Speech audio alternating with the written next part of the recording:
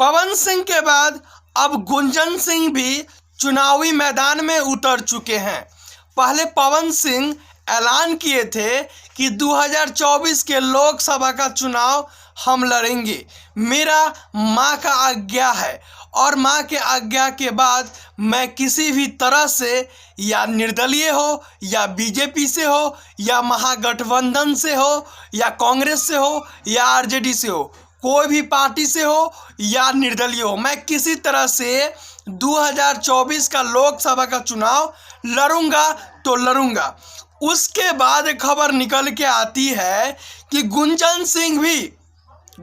सिंह भी नवादा लोकसभा क्षेत्र से 2024 के लोकसभा का चुनाव लड़ने के लिए मैदान में उतर चुके हैं। इसकी नामांकन का भी खबर निकल के आ रही है कि गुंजन सिंह 28 मार्च 2024 को नवादा लोकसभा क्षेत्र के लिए नामांकन कराने के लिए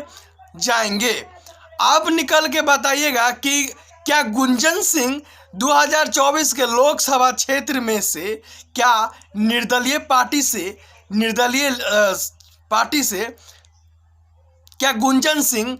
2024 के लोकसभा क्षेत्र चुनाव से जीत हासिल कर पाएंगे? आप कमेंट करके बताइएगा। और उसके बाद गुंजन सिंह लगातार भोजपुरी इंडस्ट्री के तमाम अभिनेता से नेता बनने के लिए आगे बढ़ रहे हैं और पहले से 2-3 नेता ऑलरेडी हैं, जैसे कि मनोज तिवारी, रवि किशन,